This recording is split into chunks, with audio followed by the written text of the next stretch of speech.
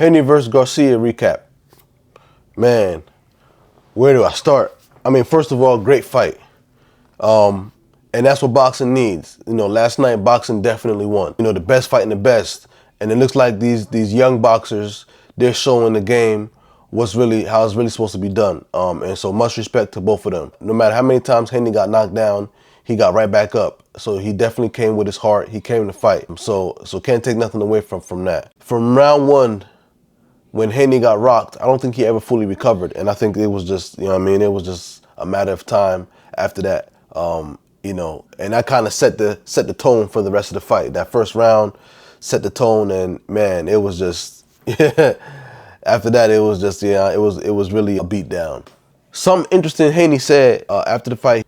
He said he was surprised by Ryan's left hook, and I was kind of like, what? He said he trained for it, but he slept on it.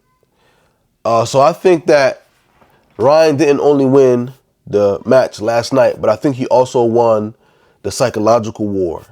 Mentally, I think he beat Haney before the fight. I think he took Haney off of his game plan.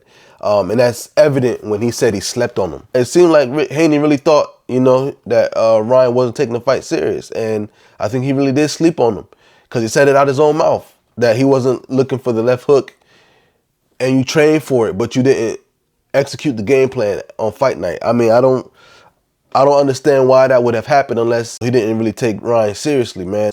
You knew he was coming with it. Y'all fought each other 6 times in the amateurs. So you should have known he was gonna come with that left hook. And for you to say you slept on it, even though you trained for it, kind of lets me know that psychologically Ryan had him beat. All them antics from Bill Haney throwing the book at Ryan during the press conference, man, it looked like he needed to give that book right to Haney, man. Haney needed it more than Ryan did. In the fight, I think that Bill Haney got too emotional. And there were definitely times in the fight where Bill should have stopped the fight. And I think that his emotions got in the way and he couldn't bring himself to do that. And if you look at Haney, man, I think his jaw is actually broke. It looked like it's swollen. He's not really able to talk well. He skipped the post-fight conference. He skipped that. I think he probably went to get medically checked up because I definitely think his jaw is broken, man. He went through a battle. He went through a beatdown. Bill should have stopped the fight, man, at some point before it ended. He took a lot of punishment unnecessarily. Bill got emotional and he didn't really, couldn't bring himself to do it. And that's kind of the pro and cons for like having your dad in your corner. Sometimes they get too emotionally attached and they don't use logic to say, okay, I got to step out of this and look at what's going on in the fight and stop the fight and protect my fighter. Bill really could have got Devin hurt last night, man. And I think that, when you get too emotional like that, it clouds your judgment. Devin might want to look into just, maybe having his dad take a step back and, let somebody else take the helm. And what do I say about, Ryan coming in overweight and Haney making weight? I think that was a very brilliant tactic by Ryan. He essentially said, fuck the belts. I'm coming to fight. I'm coming to win. I'm coming to dominate him. And that's literally what he did. It's boxing. It's a professional sport. It's a legacy sport. And the belts represent that lineage. So I do think that was a disrespect to the belts and a slight to the belts. But in his mind, he just said, I'm coming to win. I don't care about the belts in this point in time. And I think that was a strategy that paid off for him. Interestingly enough, I think 140 is not Haney's division. I don't think he need to stay at 140. Leading up to the fight, during the weigh-in, Haney looked drained. He looked real gaunt. His jaws were sunken in. I think he's really killing himself to make 140. I don't think he really belongs at 140. Ryan definitely don't belong at 140. So if they run this fight back, I think it probably needs to be for 147 or a catch weight. So Ryan learned from the Tank fight where there was a rehydration clause. I think he learned from that, and he said, I'm just going to come in the best way possible for me. He paid $1.5 million to Devin. He paid the fine for the boxing commission, but he said, that's what I'm going to do for me, and I think it was the best strategy for him. Moving forward, I think Haney needs to move up. I don't think he needs to stay at 140. He's too weak at 140. Not saying that he's gonna have power if he moves up, because he don't have power, but I think he'll be better, just in better shape, better condition if he can fight at a heavier weight. Man, and let's talk about the referee, man, Harvey Dock.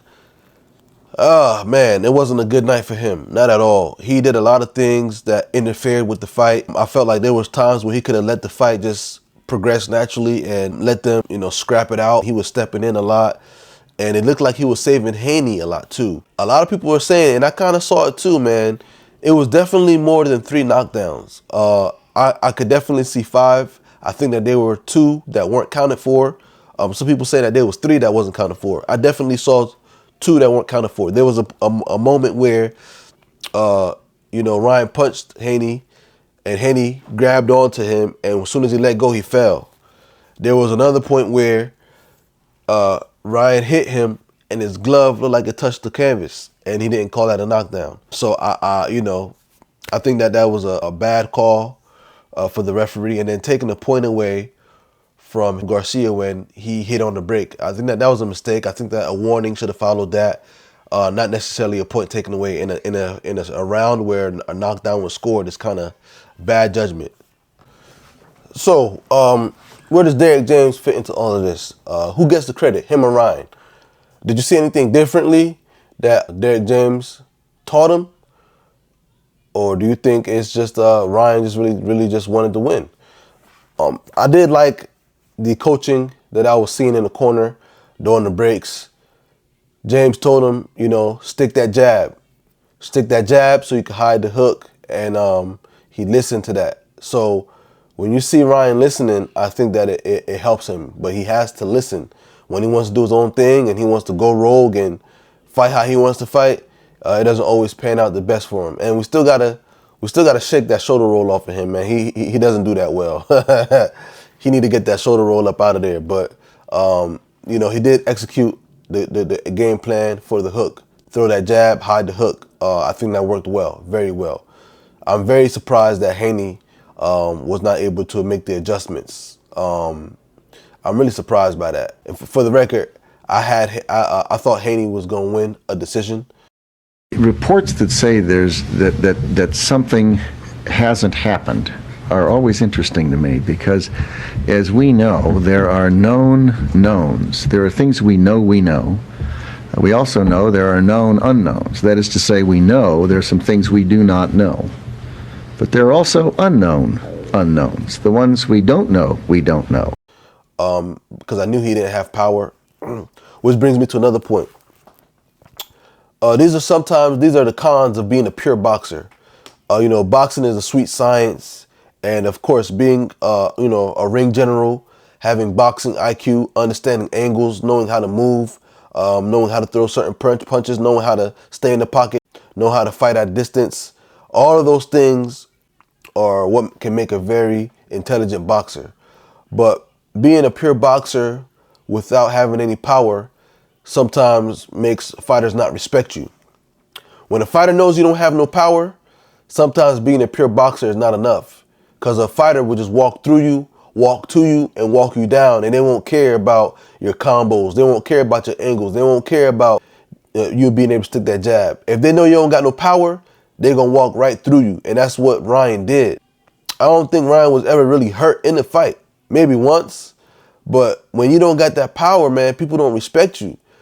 And that's why being a pure boxer with no power can be a negative, man. You got to have some pop with you so that a boxer can respect you. A fighter will still respect your power. If they don't respect your power, it's going to be a much tougher fight and a much longer night. And we've seen that with this Haney versus Garcia fight. Ryan was able to just walk through him all night. He didn't care about his power. He knew he didn't have no power, and he was just able to execute his game plan. So being a pure boxer sometimes, man, without the power, can really be a con. This is one of the reasons why I love boxing, man, because the truth will come out in the ring.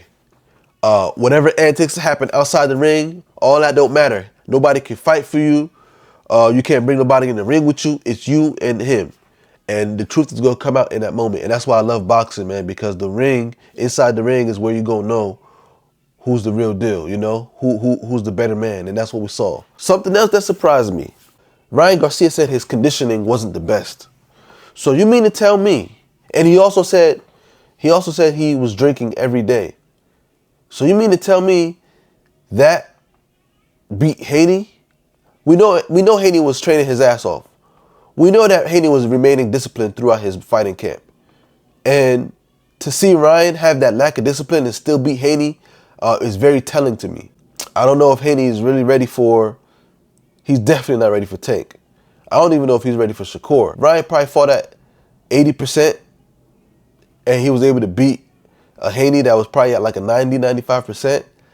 Man, I would hate to see what Ryan would do to him when he takes the camp seriously and really trains if there's a rematch.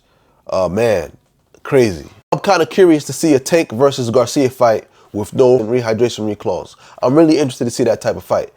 Because when Tank fought Garcia, I saw moments where Garcia was getting out on him and could have really hurt him, but you can also see that Garcia was weaker than he normally would be because he was drained.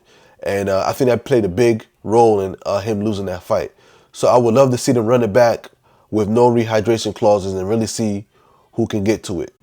Because I don't know if Tank can really will be able to dominate Ryan the way he did with that rehydration clause. But Tank gets Haney out in 6 rounds or less. Facts. But Garcia might be a different story with no rehydration clause. So I'll be interested to see that. Let me know what y'all think in the comments below. And if y'all not following, make sure y'all do that too.